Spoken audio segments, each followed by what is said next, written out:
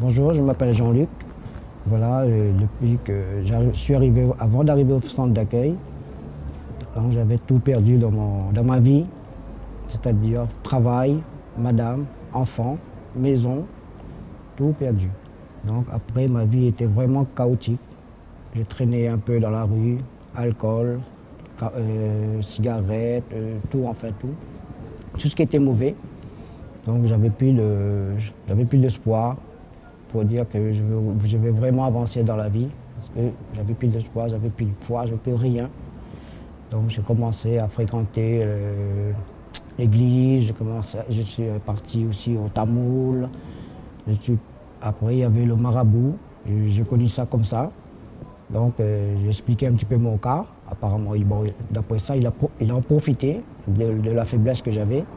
Donc il a commencé à faire des choses. Il m'a demandé qu'est-ce que je voulais. J'ai dit, ben voilà, j'ai perdu ma famille, j'ai perdu mes enfants, tout ça.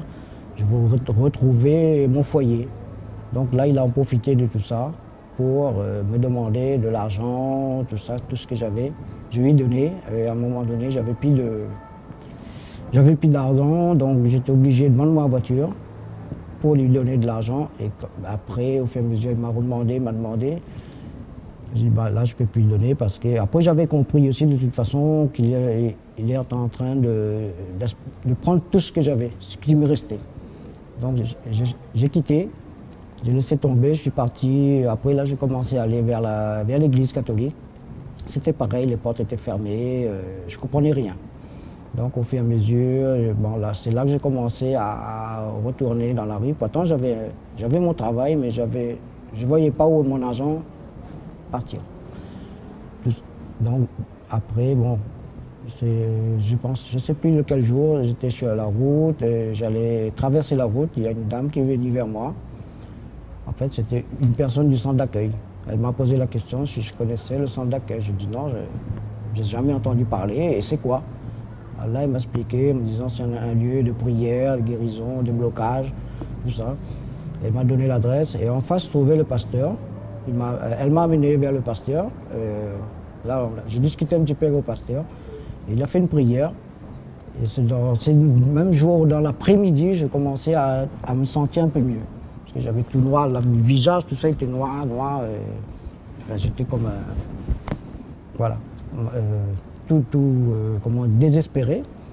Et dans l'après-midi même, le même jour, j'ai commencé à avoir un peu le sourire, à prendre un peu confiance en moi. Et après, le week-end, le pasteur m'a donné le rendez-vous le vendredi ensuite. Donc, dans toute cette semaine, je me sentais bien. Je me sentais bien, j'étais pressé pour arriver le vendredi pour venir au centre d'accueil. Il m'a donné l'adresse et tout. Mais au dernier jour, le vendredi, toute la journée, je ne voulais plus y venir. Je voulais sortir de chez moi pour venir, on dirait ça me retenait. Je dis non, il faut que j'aille, il faut que j'aille. Après, il y avait un petit moment d'inattention. J'ai pris la voiture, je suis venu. Parce que là, j'avais déjà acheté une autre voiture. Donc, je suis venu, j'ai cherché partout.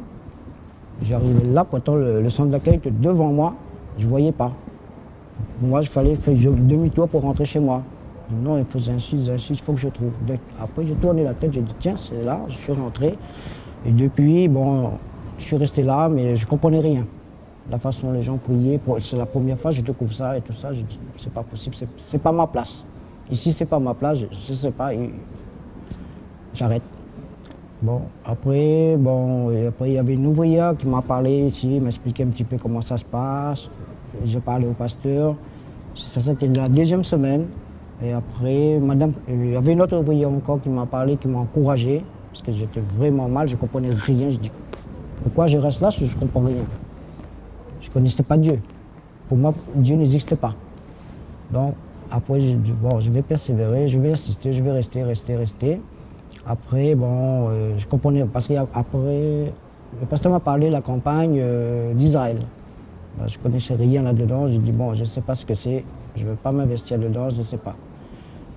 Bon, après, il m'a expliqué, il m'a dit, si vous n'êtes pas prêt, il n'y a pas de souci, vous faites rien. De toute façon, il y aura d'autres campagnes, quand vous êtes prêts, vous allez le faire. Donc après, il y a eu cette année, il y a eu la campagne d'Israël. Avant, il y avait le manteau de la délivrance. Donc j'étais là, j'ai fait le manteau de la délivrance, j'ai fait le jeûne Daniel. Et au moment, le manteau de la délivrance, c'est là que j'ai compris que je commençais à être délivré. Donc, au fur et à mesure, ça a commencé. Après, j'étais délivré. C'est là, après, il y avait la campagne d'Israël. C'est là que je dis, bon, mon Dieu, maintenant, je veux faire. Je ne connais pas tout, mais je veux le faire. Cette fois-ci, je veux le faire, je veux me sacrifier, je vais suivre la campagne, je vais rester tranquille, gêner et tout ça. Donc, j'ai fait la campagne d'Israël. Et bon, même si j'ai retrouvé du boulot, j'ai retrouvé la paix. Avant la campagne, je retrouvais déjà la paix, la délivrance. Mais je me suis dit, bon, maintenant, je suis trop tout seul. Quand je suis là, au centre d'accueil, je me sens bien. Et quand je suis chez moi, pour moi, c'est pareil. Je suis face à un mur. J'arrivais pas à manger, rien. Et maintenant, mon Dieu, voilà ce que je veux dans ma vie. Je veux avoir une campagne pour moi.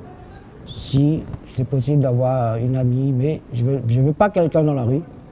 Je ne veux pas une femme de l'extérieur de l'église. Moi, je veux quelqu'un dans l'église qui vient au même endroit que moi. Parce que je ne veux pas avoir d'autres histoires. Parce que j'ai eu déjà mon histoire avec mon ex. Je ne veux plus avoir ça, je ne veux plus vivre cette vie-là. Je sacrifie mon salaire.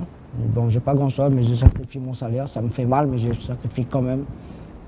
Au moment que je vais déposer ça sur l'autel, Seigneur, il faut que ça marche, il faut que vous me donniez ce que je demande.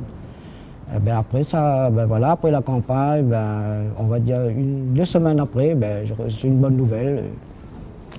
Voilà, maintenant ma vie, ça. En fait, c'est une nouvelle vie qui commence. Donc bientôt je vais me marier et j'attends le moment arrivé. Maintenant je suis heureux, j'ai retrouvé du boulot, j'ai la paix, j'ai la foi, j'ai tout ce qu'il faut pour avancer maintenant. Voilà.